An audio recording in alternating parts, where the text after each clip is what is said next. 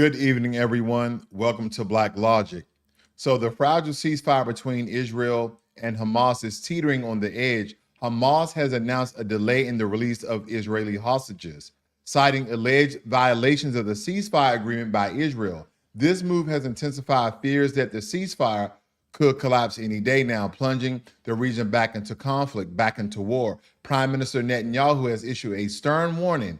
If the hostages are not released by Saturday by noon, Israel will resume intense military operations against Hamas, meaning that the conflict will continue and a lot of people who are involved will unfortunately perish.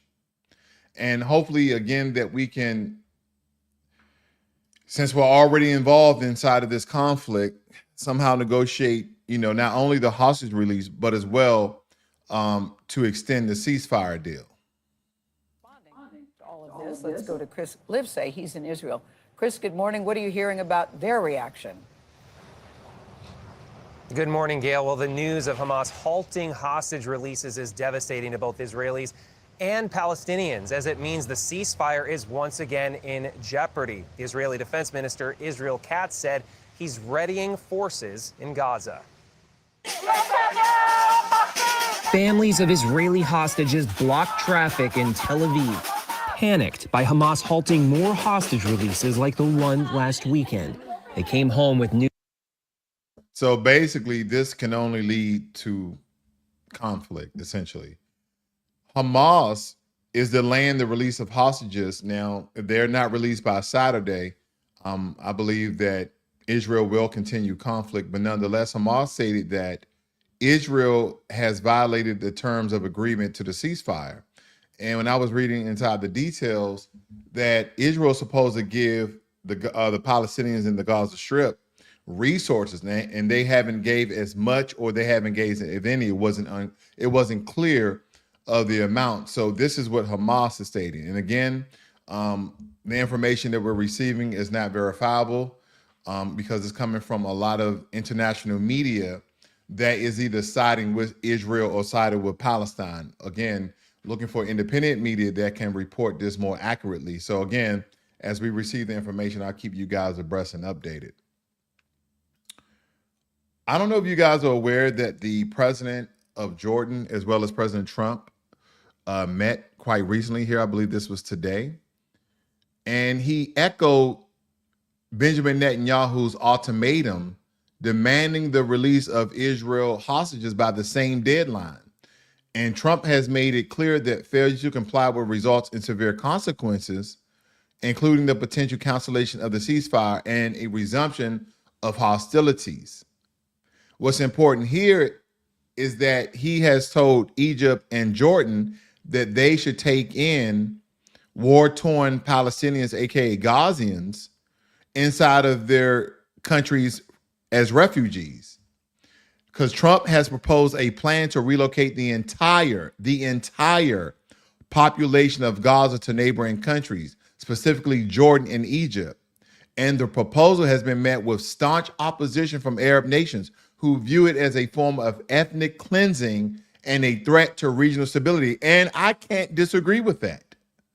You're telling people to leave their homeland, and for the reasons you gave, I mean, they will never be able to return there again, or they won't be able to own it. It will other people be owning it and occupying it. Or maybe they just have a stake, a small piece in it. So I can't disagree with their stating. Now, during a recent meeting at the White House, Jordan's King Abdullah II diplomatically rejected the plan, emphasizing the importance of addressing Gaza's humanitarian crisis within its borders and achieving a two-state solution for lasting peace.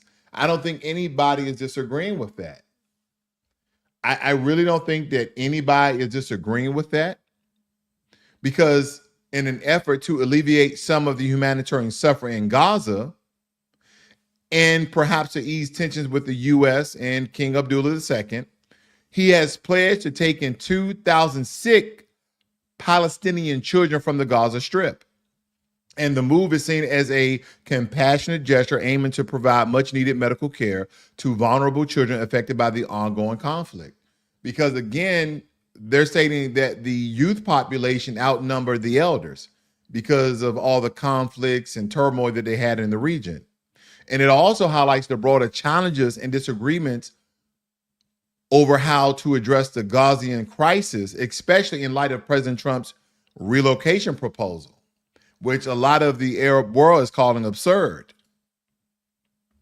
Now, if we shift focus to economics, as we always should, because at the end of the day, the dollar is the bottom line, President Trump's proposed reciprocated tariffs have raised concerns about potential repercussions for American consumers and businesses. Now, by imposing tariffs that match those levied by other countries on the U.S. goods, there is a risk of increased costs for imported products, which could lead to higher prices for everyday items. I know we've been reporting on this for quite some time, but I think it's very important to keep the public aware of potential changes in their finances as well as their budgets. Now, economists warn that such measures might trigger inflation and strain the wallets of average Americans, potentially leading to a broader economic downturn. Now, good news that the job market is still showing growth. It's not fast, but it's still slow growth. But, slow motion is better than no motion. Now to Deutsche.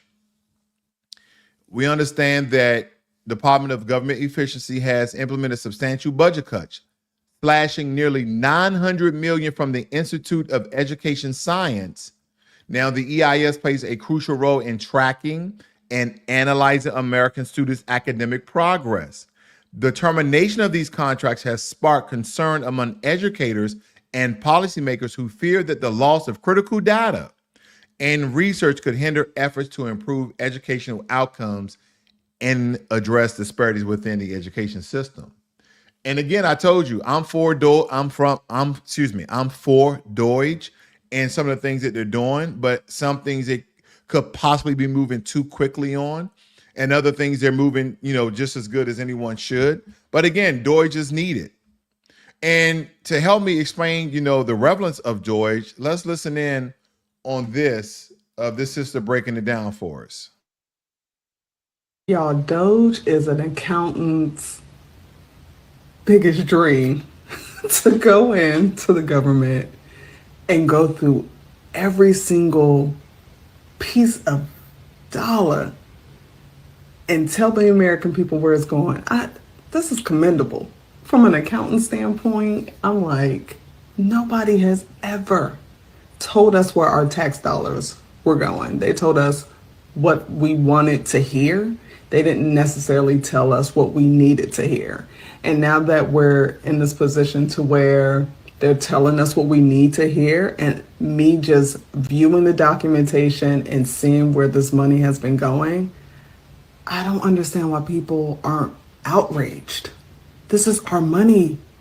We spend our life paying taxes, and this is where they decide to spend it? Ridiculous. I want you guys just to think of the billions and trillions of dollars that the government had fraud, waste, and abuse. And now I want you to think about electric vehicles. I don't want to get into the mandates and the legislation that stated that America was going to switch to 100% by 2030 or 2035 to electric vehicles, because Donald Trump stopped that.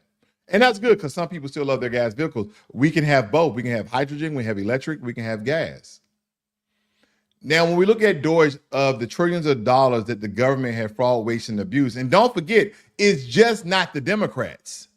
This fraud stems from past Reagan and Nixon, probably. It's always been a large amount of fraud, waste, and abuse in the government. And the good old buddy network, whether it be Democrats or Republicans, have been allowing it because they benefited from it. Now we have a regime, we had an administration that they're already billionaires. They're rich. They don't need to cheat the government. You see that? Yeah, they don't need to cheat the government to appease their cronies or other businessmen. A lot of times when these politicians get into office, they're public servants. They're making $70,000, $80,000, maybe $100,000. But tell me how the average politician, when they make to the Senate or to Congress and these positions, within 3 years, all of them are millionaires. They have insider trading, government slush funds, back in the deep state. They know all these particular things. That's why they become filthy rich within 3 years normally. So now we have the richest man in the world, and a billionaire diving into the financials of the government and revealing it to the public. So it takes me back to my comment about electric vehicles. They have technology where they can literally lace the streets. So when you're driving your electric vehicle, it charges your battery. Again, if we're wasting trillions of dollars, giving it to other countries, giving it to all these weird experiments and studies and all this craziness, we already had the money 10 times over to build the wall that everybody was stating that the wall is too expensive. Yeah, you can put vibrating and trimmer devices in the ground in case they're tunneling. You can make some of it electrified. You can put high-tech cameras encased in indestructible material. We had money for all of that. All the fraud, waste, and abuse that we're seeing in the government. This is absolutely astronomical. Okay, this is world-breaking that our government is now auditing themselves. Remember, every year around this time, your tax return, and some of you who are probably making a decent living, you're like, man, how much I'm gonna owe this year?